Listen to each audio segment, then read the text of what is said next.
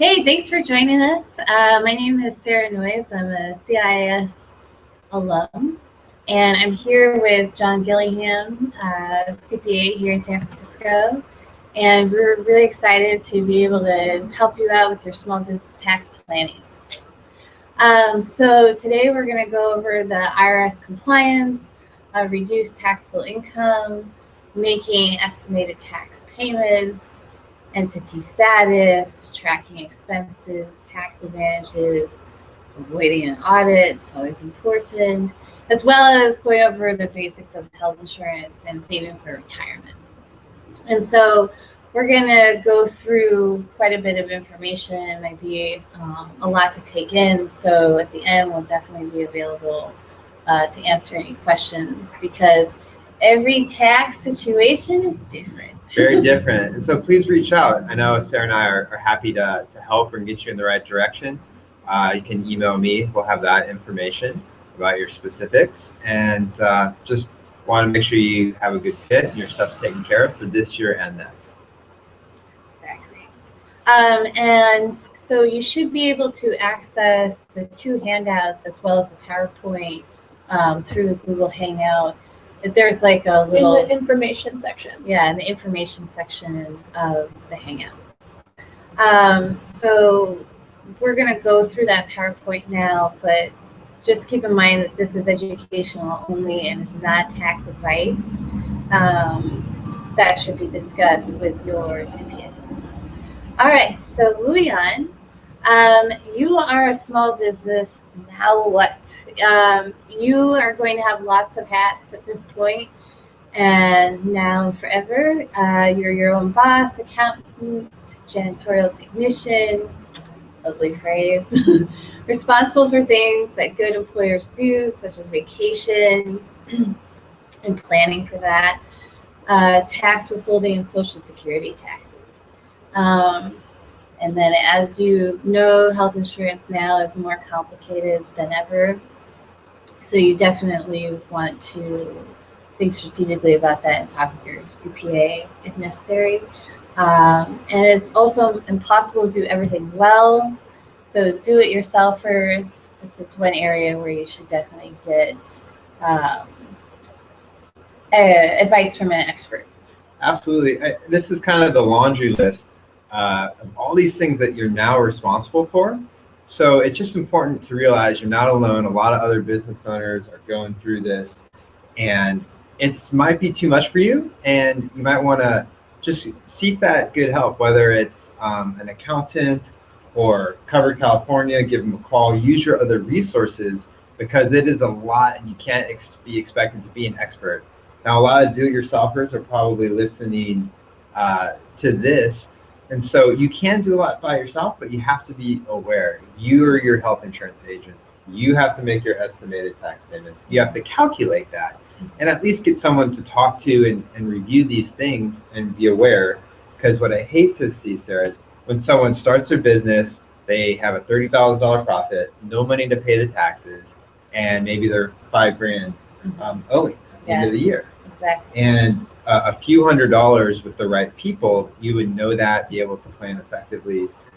So it's just a lot. So either study up on your own or seek that help early. So.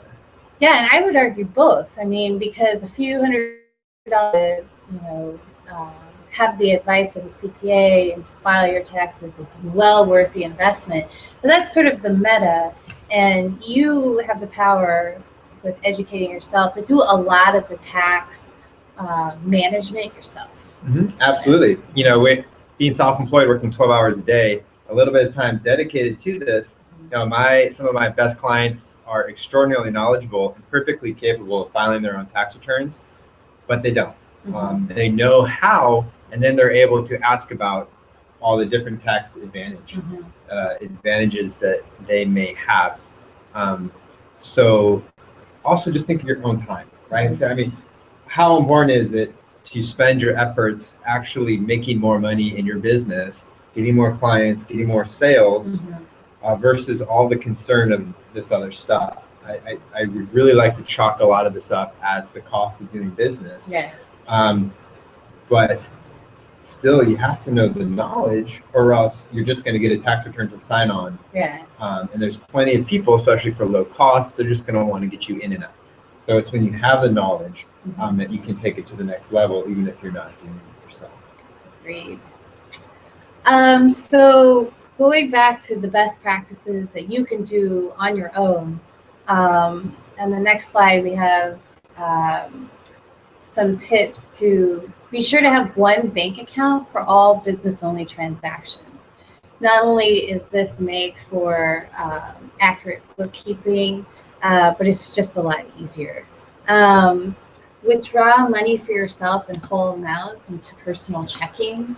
So if you are going to take some money for your personal expenses, you want to make a transfer out of that into a personal checking account. You want to save your bank and credit card statements to PDF. A lot of times you only have access to your past statements through the last 12 months. And right. So those are really important to have on hand if you were ever to get audited.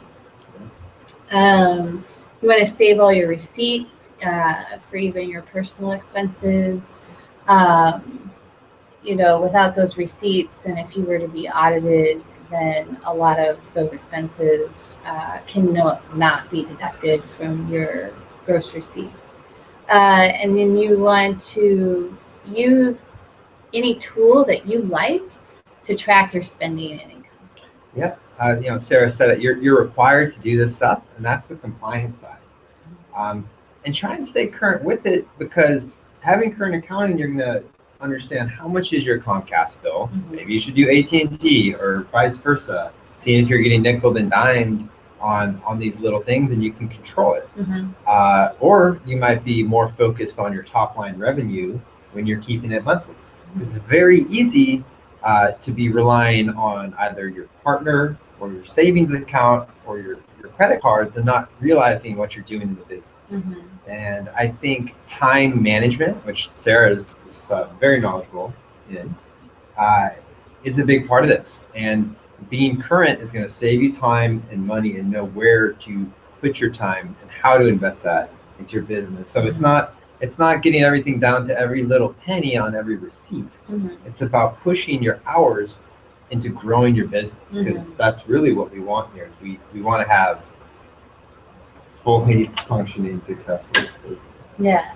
And not only that, but being current with your accounting allows you to make important business decisions. Absolutely. And know your cash flow, and you know which vendors you can pay when, and keeping on top of your estimated tax payment. Absolutely. Yeah. Okay. So John is going to talk a little bit more now about the estimated tax payment. Yeah, so estimated tax payments, I gave this example earlier of someone, so let's say, living in San Francisco, really high cost area, where they might make a first year of business, they might make nothing, but maybe they make $30,000, right?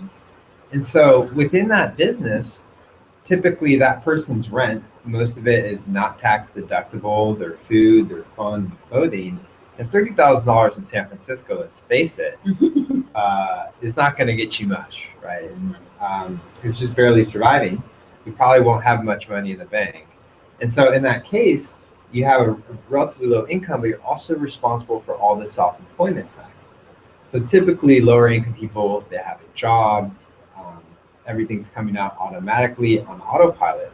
So you can feel like you're not making much money, but at least your self-employment tax is all taken care of. Now, being self-employed, even with a fairly small income, you're still going to run into taxes and the estimated payment requirement to pay quarterly. And if your income keeps increasing, even if you see an accountant, they may provide you income tax estimates based on the prior year, meaning in that case, you might be very underpaid. So you always want to establish some kind of rule of thumb based on your income of how much you need to be saving, and have that discipline, because some of this interest and penalty is worse than any credit card. So you got to be careful, you got to be paid in, and you certainly want to be current on your taxes, on your tax estimates, and getting help with that. Because if you're not current and you get behind, I've seen it where someone has to do 3 years of filing. They're just check to check, and now they're $10,000-15,000 deep with the IRS. Yeah. And very little ways to take care of that. These tax commercials that you see late at night, where they say, "Oh, we're going to eliminate your tax debt, help you out." 99% scam. So even in bankruptcy, people have to repay a significant, if not all, the back tax. So it's just something you absolutely have to be aware of when you get into the profit zone. And then what do the estimated tax, what is the amount of your estimated tax tend to be? Right. So we'll get into a slide that kind of talks about that. Another thing is there's a lot easier ways to pay estimated tax these days. It used to be you get a estimated tax voucher that you have to cut the voucher, right? Put it in an envelope, have it checked, send it off, maybe even send that certified mail. It's a total.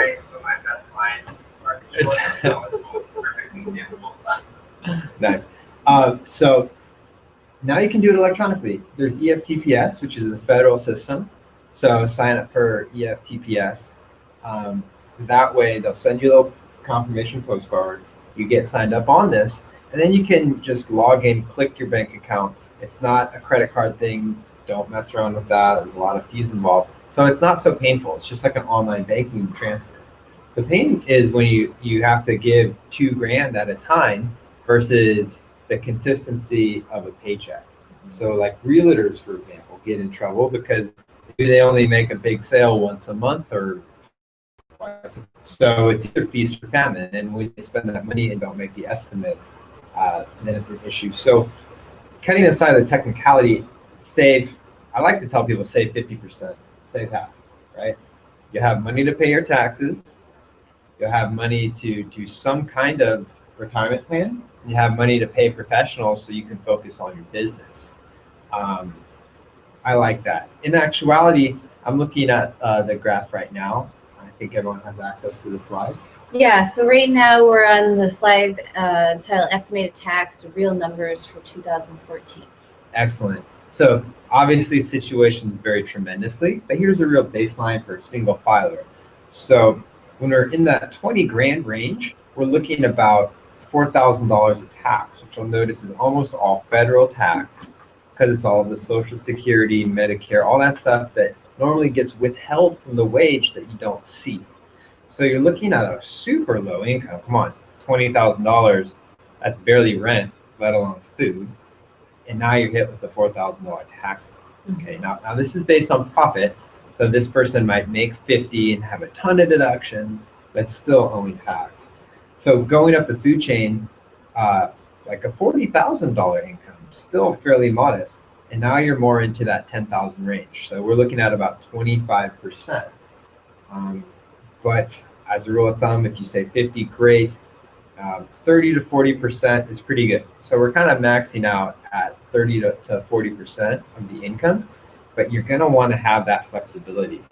As soon as you don't have that flexibility to make decisions on whether to pay the credit card or pay the taxes or pay the landlord, once you lose that flexibility, you start getting hit with a ton of fees and money becomes very expensive. So you really, really need that cushion and that discipline. And I'm not someone who says, get everything perfect and don't pay too much to the government. I'm the type of guy who's very realistic, where it's overpay, right? If you need to stuff money under your mattress to hide it from your, who knows, your dog, anyone else who wants to get fed around the house, do that, do so. You know, do what works for you. So it's real savings and discipline game ultimately. And then setting aside a $400 budget for some capable help when you're looking at $10,000 in tax, that's a real business. This is for real business owners. If you're just starting out, you want to do it yourself, spend the 8 hours, get yourself up to speed, talk to people, care about it, because your financial success is going to be highly related to the tax and the good advice you get over the course of time. Indeed.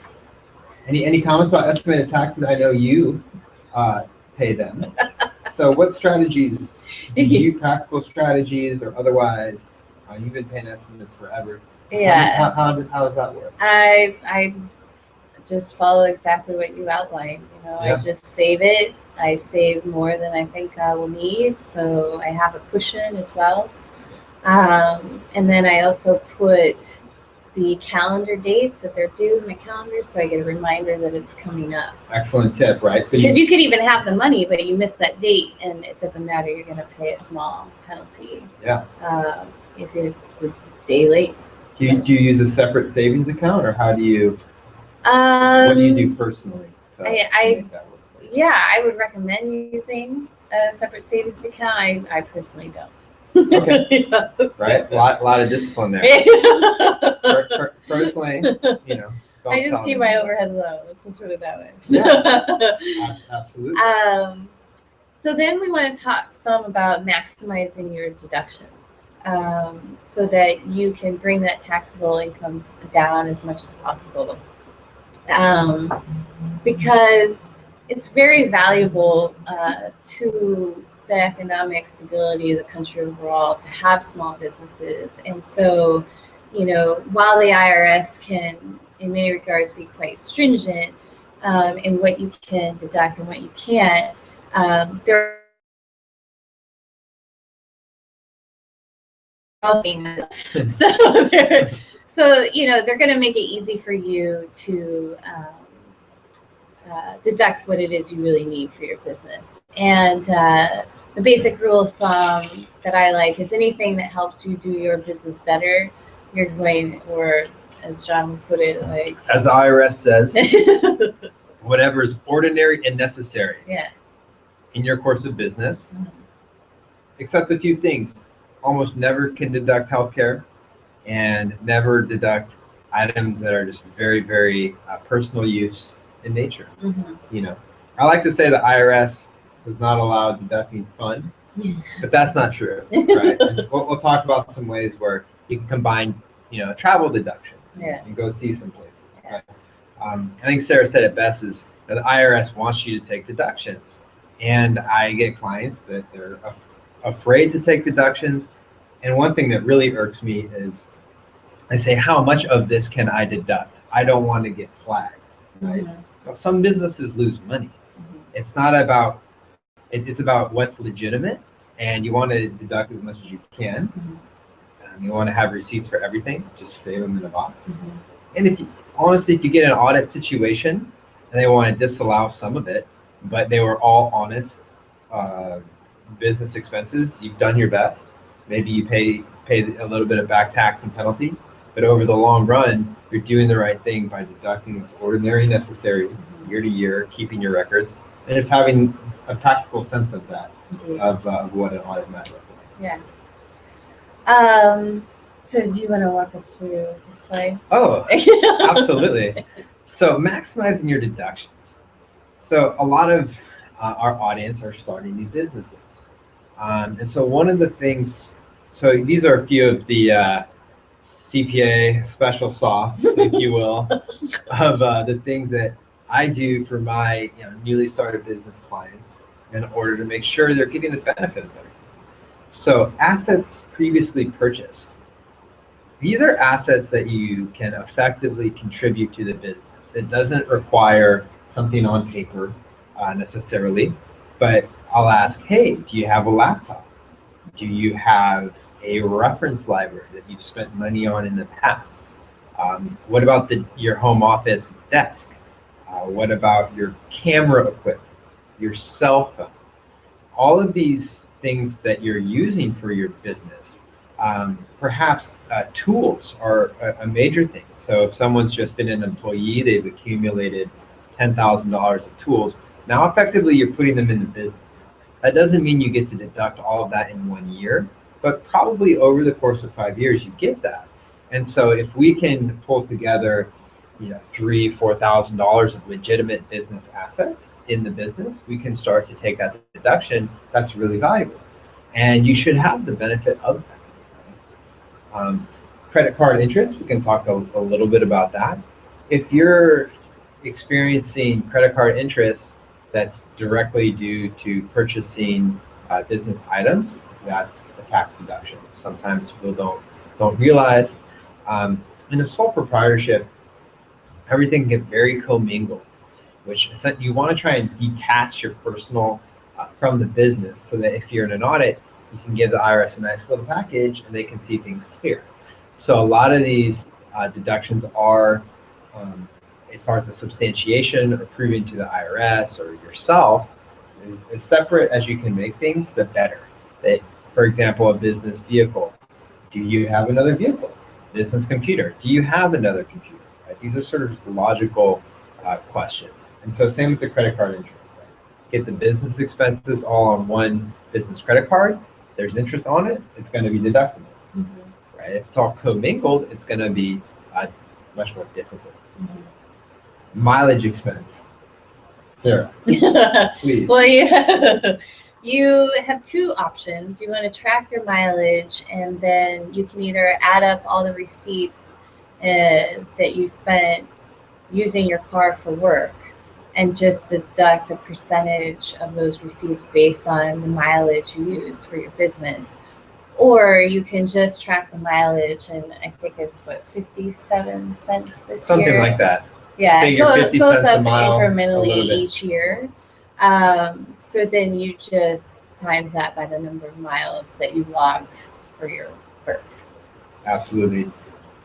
99% of my clients benefit from a standard mileage method. So the tracking of every little expense in this is extraordinarily rare that helps. Mm-hmm. So I think most people don't have to do that. What I always suggest is you have two little boxes at home. You get used to keeping your receipts. Throw one receipt in the personal, one receipt in the business, keep them both, right? So then you have a substantiation if you had to go back and forth. Mm-hmm. Now, can I go out? A lot of times when I work with a client and they start getting excited. Oh, hey, my laptop, I can deduct that. That's great. And they're like, well, I want a new car. I want to get myself this new Benz and new Mercedes. Right? And write it off on their taxable income. It makes, I can see the logic in that. Now, the IRS has been working this forever, and they say, no, you can't do that. The actual expense is extraordinarily limited. The expense comes out in the actual method, a thing called depreciation, which just means over time, you get to write off assets. Now, with the automobile, it's extraordinarily limited. So the best tax benefit is to have a real junky car with great gas mileage, right? And take the mileage expense. Mm-hmm. That is great. Mm-hmm. Along those same terms, travel in general. Sometimes you can take a per diem deduction, meaning if you're traveling in New York City or a high-cost area, just like standard mileage will assign a cost to 1 mile, they'll assign a cost to 1 night of hotel. So if you like staying in cheap hotels and eating trail mix, you can do quite well by taking a nice deduction, and actually your actual expense is quite less. Mm-hmm. Now, when you get to take advantage of all these things is when you're organized, mm-hmm. you've tallied things up, mm-hmm. when you've kept current records, mm-hmm. right? So then when you talk to your professional or fire up your TurboTax, whatever you use, then you can start comparing. Is standard mileage better? Is actual? Is per diem better? Or actual expense that I had? Mm-hmm. Should I do a retirement account? Should I not? Do I have the savings to make estimated tax payments? So mm-hmm. have some tax planning in December. It's great. So trying to be 1 week ahead of schedule versus 1 year behind. It's a conscious choice that we have. Yeah. And so, the more organized you are, you'll be able to maximize your deductions. A couple other here are the home office. So, you can't deduct your entire rent if you work from home. You can, however, use the square footage that you're using for both work and if you have any inventory, for example, you can deduct that as well. The cell phone. And then in terms of travel, you can't deduct your commute. And I just want to, point out that those that aren't using a car for work, but use like taxis or the bus mm-hmm. or something of the sort, You can write off the taxi expenses, whether it's a taxi or Lyft or Uber. Um, but in terms of, bus fare or BART, you cannot deduct going from your home to meet with the first client. But say you go meet a second client later in the day, you can deduct the bus fare or subway between those two destinations, your first client to your second client, and so on, throughout the day if you were to go other places that were work related. And then you also would not be able to deduct your ride home. Right. So what Sarah's kind of getting at is this incredibly something that should be so easy, right? Is really not. And so the IRS has this triangle, right, where they say, well, you leave home and then come back, that's your commute, regardless, never deductible. In general, we'll talk about an exception, of course, right? Everything in accounting or taxes is a maybe, unfortunately, right? So in that triangle, if your home office is your office, every time you leave your home office, that opens the opportunity for some deductions. And just final words on the home office, isn't that a red flag, right? I always get that question. No, the IRS has become a little bit more welcome and warm to the home office idea. There is approximately encyclopedia about home offices. The IRS has these publications. So if you type in home office publication or mileage expense publication IRS in your favorite search engine, wonder which one that would be, it'll show. So on that home office, the exclusive use becomes everything. So the dining room table that you use 99.9% of the time for business is not enough. It has to be 100. To the point where if you're sitting across the table from the IRS, it's 100%. And on that audit and on that IRS stuff, you can call the IRS and talk to them. They can actually be pretty nice. You really just have to multitask, right? Put it on speakerphone. I talked to one lady, she literally went to the IRS office and they somehow did her taxes or something. So if you have the time and you have the patience, people say, oh, can I get my taxes done by some free service? Like, sure thing, you can. You really can do a lot by yourself. But these services are sort of good, better, best. But to the home office, if you're entitled to it, you take it, do your best to substantiate and support. If there's an issue in the future for one tax year, if you have to deal with that or pay some back taxes, that's fine. But as long as you're entitled to it the whole way, it's going to work out in your favor in the long run. The IRS is not black and white, and neither is the tax code. So if you actually call the IRS for a technical question, they'll just read to you the tax code out of their own publication. Really helpful. But for other practical things, they're extraordinarily helpful. Yeah. So I just keep on to get the good person. Yes, I have called the IRS with the same question 3 times and got a little variety in the response. That's interesting. But it all, coalesced. Yeah. So, but I think this is a good segue into the different costs and benefits of tax prep systems. Yeah, I'm a CPA. I prepare taxes. I'm in my 8th tax season, so it's about all I've done professionally. So I work for myself now, and I have a lot of different clients. So I can definitely speak to this firsthand. So small businesses don't have a lot of money, and most businesses are profitable based around how many people they have. So a one-person business, most of them just don't make too much. It's really hard to scale up. And so the thought of reaching into your pocket and pulling out $450 for someone, that's a lot. That's a vacation for some people. So I'm very realistic about it. So I'm just going to kind of go start to bottom. This story is kind of like the story of the 3 little pigs, the straw house, the wood house, the brick house, right? Or getting any kind of construction done. I've made that analogy. So let's start with building your own house, right? You can do it. It's totally possible. Or doing your own kitchen remodel. It's going to take a lot of time. There's going to be a learning process involved. It's probably going to be a very valuable process for you to do you're probably going to screw some stuff up. Right? And so that's like the $80 software, you know, the TurboTax Professional. There may be some tax layer, or you can go to like a low income prep service, but you're not going to get advice, and you're not going to get planning for estimated taxes, and the continuity of what you're doing and where you're going in your life is not going to be there. Not all tax practice is the same. Unfortunately, we can talk about what a $250 tax return is. Now, $250 is not that far off. You're almost better to invest the time and do it yourself in a lot of ways. Not for everyone, but you can walk in, they can blast you out a tax return, and you just have to think of the incentives. They want to do it as fast as possible for $250. So they'll probably get it done. And if you find someone good, that could be an okay option for you versus messing with the software for $80. The thing about software is it's only as good as what you put in.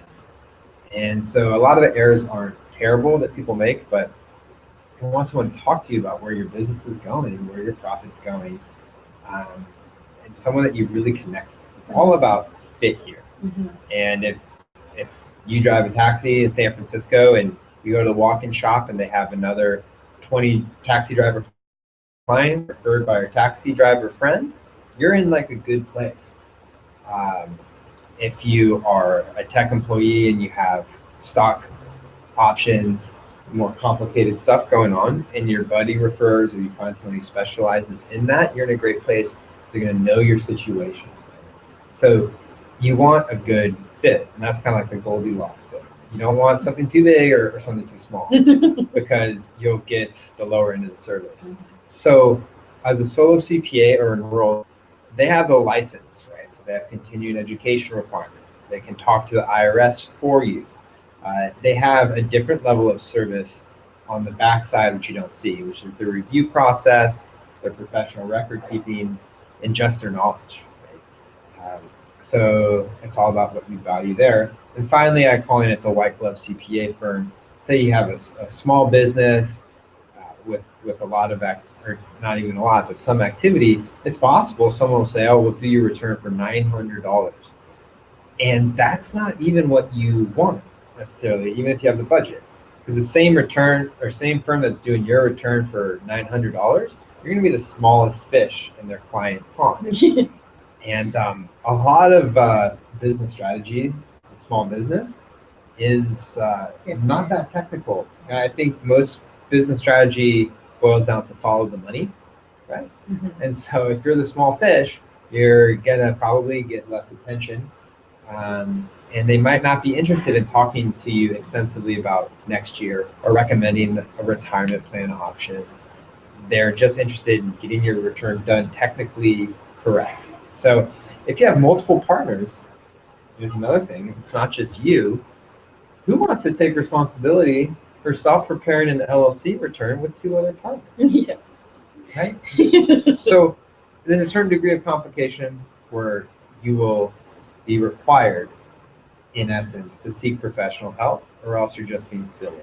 And there's plenty of silly people out there making silly decisions. So you just have to seek your comfort zone, but I would budget for things. It's about using your time wisely as a business, right? Yeah. If you can't afford $300-400, then your business is probably not doing so well, and you got to think about how to improve that and start making those types of decisions. Yeah. Okay, so we're going to move on to a little bit about entity status and how this can affect your tax management strategy. And so we don't have a lot of time. I don't want to go into much detail about these different entities because you also have a handout that basically breaks down the criteria, the costs, and the benefits and disadvantages of each entity type, as well as where to go on the internet to begin filing or incorporating your organization. And then on this handout are also several resources to help you with small business planning in general. And so I would imagine that most folks listening to this presentation would probably go if you're a sole proprietorship or an S corp. And that's primarily because many of the graduates are in a professional therapy program, and so they can't legally incorporate as LLCs in the state of California. Oh, that's excellent. Yeah, a lot of these entity choices, you'll be kind of coerced, Yeah. or you have no choice.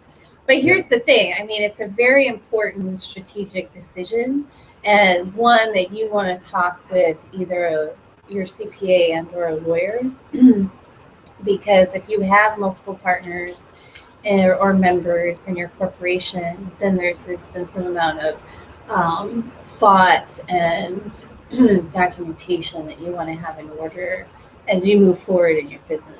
Mhm. So it's not a decision that you should make based on your own individual research on the internet, for example. It's something that you want to talk to a professional about. So we'll move on from that to saving for taxes, fees, and retirement. Yeah, I've been kind of beating the savings drum pretty hard because that's sort of what it's going to boil down. Do you have money to afford these services? Mm-hmm. Do you have money to do a little bit of retirement plan that could have great tax benefits and probably be good for the future too? And so take a practical approach, as far as how you've been saving in the past, and take it seriously, because especially in a startup, you're only going to have so much runway, Mm-hmm. and you can't just be spending money on everything. And so your personal lifestyle tends to play a huge part in all of this. And these are the kind of things that most CPAs don't have the time to discuss with you. Right? I enjoy it here and there, give a reality check to my clients, but really it's up to you. Now for fees here, kind of going back to the LLCs type of structures, C corporation, figure about $800 a year. It's a lot. Okay, a lot of people run out. I want to start a company. My brother-in-law told me to be an LLC because it's great for XYZ reason. Of course, they seek counsel at legalzoom.com. File the paperwork, perhaps towards the end of the year when it's not even necessary, and they come see me and they owe $1,600, right? Or they're a Delaware entity trying to think that they're not going to pay California tax somehow. Now they owe fees to California and Delaware. You're just going to want to, before going into any entity decision making, on the retirement end, before the year's up, talk to your professionals. The question, if your professional can't preempt this, it's something that you do have to ask for, because people get jaded in this profession.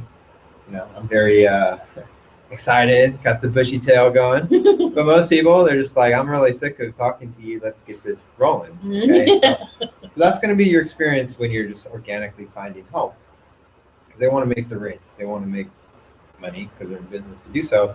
So you need to ask, it's the year end, what can I do to save tax for my retirement? What will have the benefits and the impacts? So do your research and think about it, because sometimes there's a thing called like a retirement savers credit, for example, where someone might have $20,000 racked up a little bit of tax, and by doing a little bit of a retirement contribution, they got a big tax credit. So these things do exist, but I would definitely say before the year's up, have your current accounting, have someone to talk to, have your ducks in a row, so to speak. And see what's out there. There's not a ton of magic. I actually heard of this tax preparer called Tax Magic. I don't think he's in jail yet, but I mean, just really be vigilant to who you're working with, because even if they have a CPA stamp or EA or otherwise, use your common sense. If it's too cheap, if it's too fast, you cannot expect proactive advice, unfortunately, reminders to pay taxes, mid-year calls and stuff like that, because people are busy and they're tired of working with flaky people. So the good clients that honor their commitments and have everything together get better service, and they can take advantage of all this stuff and be better for the business, be able to serve their clients with efficiency and grow what they're trying to accomplish. And it's a huge undertaking, right? Yes, it is. Being self-employed is really hard. And it takes years. So don't let this financial stuff muddle the clouds. Focus on your business. And do you want to talk a little bit about different retirement accounts? Sure. My favorite retirement account for people who make under $100,000, to give a rule, the Roth IRA. I love it because it's an account that you can open very easily. Your original contributions, you can get to them without a penalty or without tax. So that's huge. So by default, if I have to just off the cuff say, if you qualify, do a Roth IRA, it's a little, just consider it a savings account. Don't even think about the retirement benefits. These things can grow tax-free, and then once you're past 59 and a half, you can get it out tax-free. Now with these retirement accounts, it's something that you need to do consistently and slowly and methodically over time to build up the value, and make your investment decisions slowly and over time to build up that value. Can't be yanking things in and out. Now, when you have the money, you have great options, right? If you don't have any money, go for a Roth IRA. There are ways to deduct a regular IRA, but for the most part, if you're not making too much, I'd go for the Roth. There's a SEP IRA, solo 401k, really great options when you're self-employed and profitable. And so if you're self-employed and profitable, then it's time to ask your advisor specifically. Don't expect any advice because they're tired of giving proactive advice that's not appreciated. So please ask, do your research and do it before the year's up. There's some amazing opportunities out there. Yeah. So I just want to put a little shout out for my coaching business. I do a lot of business services, just general operations, scaling, creating better systems, do copywriting, and also recruiting. And so you'll find my website, phone number there on the PowerPoint presentation. And then also John Gillingham, CPA. He is, like he said, in his 8th tax season, celebrating 1 year in business. And if you would like additional support from us, you know where to find us. And then lastly, the other handout you've received is a tax organizer that assists you in getting started, tracking your expenses and income, and just knowing generally what to track. That, knowledge is half the battle. And so we have just a little bit of time in case anyone has a specific question, either online or in person. Do you mind telling us about your business or what you're interested in, and kind of why you're here? That'd be awesome. Business in general, I am wanting to start my own business, and I'm not sure what structure that's going to take eventually. But right now, I just am taking on clients as a very handsome coach and matchmaker. So those are what my client base is right now. But that's all on the side of full-time job. So I'm wanting to figure out how to make the business sort of get all these structures in place so that I can expand.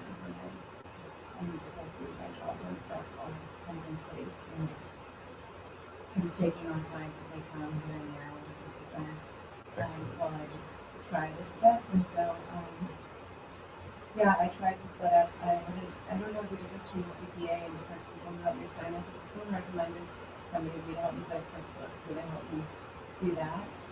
And I was trying to do it yesterday and I forgot how to purchase that. So this is perfect timing. So I'm wanting to learn about the business aspect of things before I'm really jumping in force into what I want to do. Yeah. I mean, from a business strategy point of view, I think that is awesome.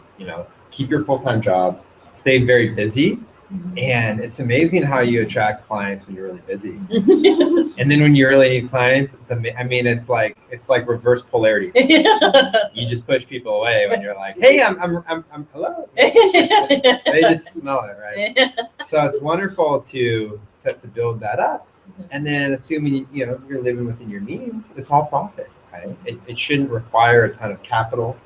I'm going to post this article up, but I think the biggest cost of business in San Francisco is the cost of living. We're solo entrepreneurs, and it's a high cost living.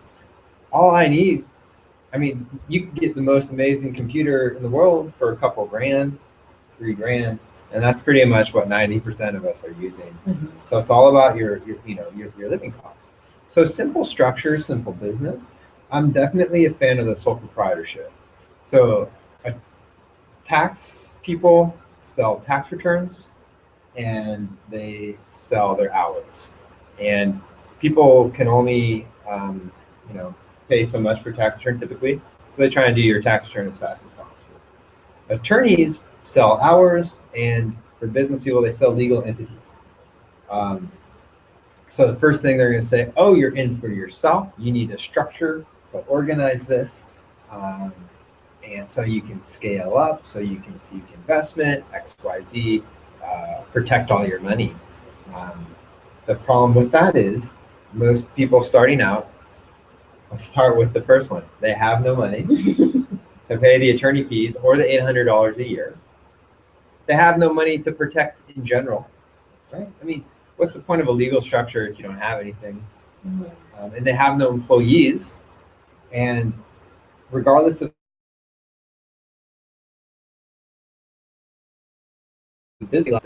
So if you're a doctor and a surgeon and you're a C Corp, right, or a structure, yes, if your admin person gets hurt, you'll have some personal protection. But if you hurt someone, performing surgery and you're negligent, or if you're a therapist and you do something negligent, I'm not an attorney, but my educational understanding is that if you do something negligent in your practice, guess what? You're going to be liable, and that's called piercing the corporate veil. So the structure that you spend so much energy on, in time and money and effort, may not help in that case. In that case, it's actually insurance guy, insurance lady. And so insurance people like to sell insurance. So talk to them about liability insurance. Yeah. But liability insurance is, even for corporate structures, a huge part of the deal. And so sole proprietorship with insurance is a good place, very good place to start. And then you're up and running. You should probably, depending on what you're up to, see about the requirements about registering at City Hall, San Francisco. It might be $70 a year or something to be legit. 25. Yeah, $25. Yeah, in a one-page form, and actually on your handout under sole proprietorship, the link there, it takes you directly to the one-page application. Yeah. And then you might have an additional bureaucratic hurdle to establish the fictitious business name or doing business as if your last name isn't in the business name. Right. So those fictitious names or DBAs, basically, I can be John Gillingham, and I want to accept checks as the CPA Tax dude. Ninja. Oh, that's actually a brand, believe it or not. Yeah. They're down on Market Street, or something like that. Yeah. Tax dude, whatever. I can just go to City Hall. They'll help me out with the paperwork. They'll tell me I need to publish a little thing in a newspaper. Costs about $100. Should not cost more. And then you can go to a bank account and you can take checks as the tax dude, or Holistic Healing Co. Right? So you can be a sole prop and take checks. Now, generally, a legal entity would quote unquote be best, but so would maybe going with a really expensive CPA would be best. Yeah, and it's important also to do, you don't technically need to register as a sole prop in the state of California in order to do business. Yeah, it's amazing. But you really should get that certificate filled out, and as well as the EIN number, because those are the things that you need in order to open up a separate business banking account. So you want to talk about the EIN and how people get that and what that is? Yeah, so that's also, it's your employee identification number. You only have one EIN number no matter how many sole props you start. but you would get a separate EIN number if you were, say, to also start an S corp, right? And so that number basically follows you around as a way to do business in lieu of using your social security number. And so that is also on the spreadsheet, and it's free. You can register for it online. It takes about 3 minutes. And they'll email you your EIN number, and you would take that as well as your business certificate is what you get from the county here or any other county you're in, and that's all you need to open up the checking account. And some banks will even let you open it with just the EIN number if you promise to bring them your incorporation paperwork within 30 days. So, Yeah. Because sometimes you want to open up that checking account in order to pay for all these organizational fees. Catch 22. Yeah, it is a little bit. Yeah, and I think small business too. One thing we didn't touch on are losses.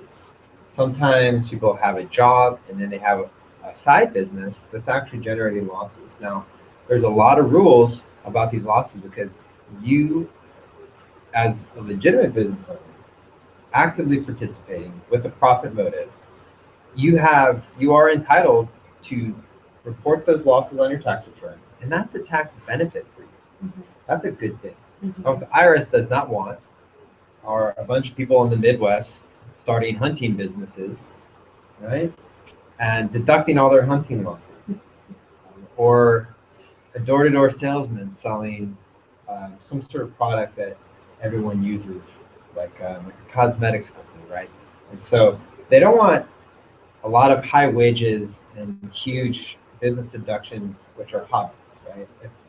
If Grandpa likes making bird houses in the garage, and he sells $500 of bird houses and has $10,000 of expense, that's what the IRS calls a hobby. Yes. And so he'll be allowed to collect that $500 and deduct $500 in this case, but not deduct the rest and create a big tax benefit.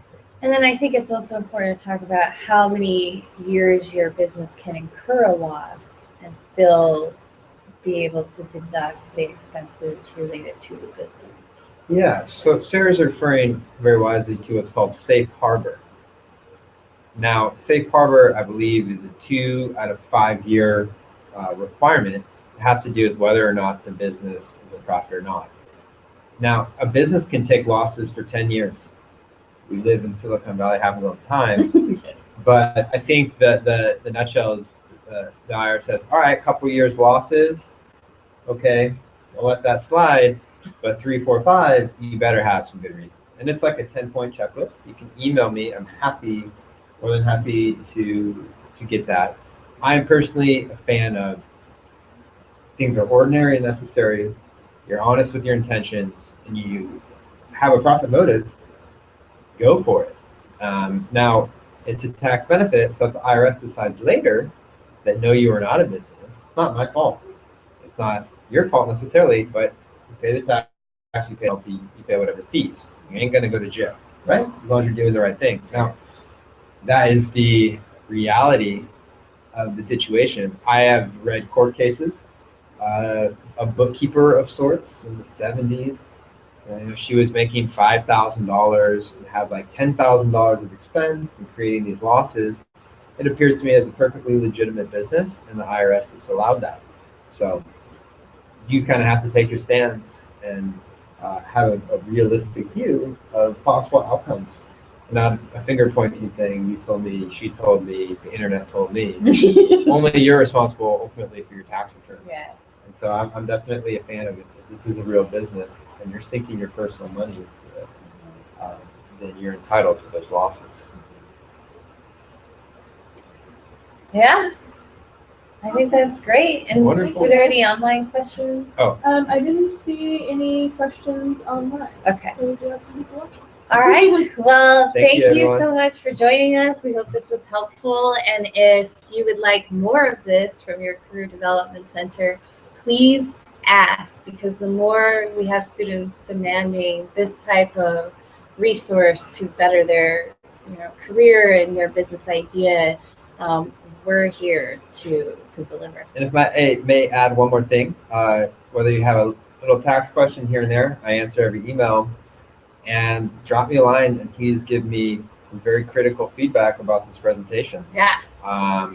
If it was good, tell me what was not so good, what you'd like to hear more of, Yeah. what was off topic, and if it was bad, let me hear it. I mean, that's what I really need. Oh, it wasn't bad. Please drop it at in Gillingham addition- CPA. Yeah, and additionally, I think the survey will be sent out. Yeah, to also give Really feedback. helps. Yeah.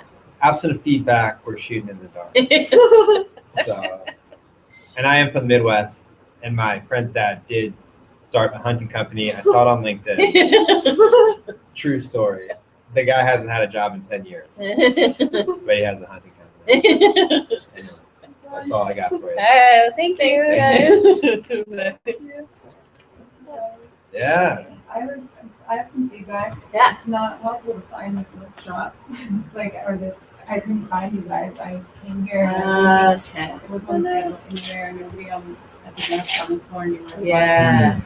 Like nobody at the front desk knew where it was, and the Google Meet doesn't say where it is. Yeah. So I was all over the school. I went to the library. Oh my gosh. So you really worked Okay. for I it. was online watching you guys Oh. in the library. Which is why. Thank and then you I for figured out- coming. And I sent like a question. It was like, it's only online, and nobody responded. So I just was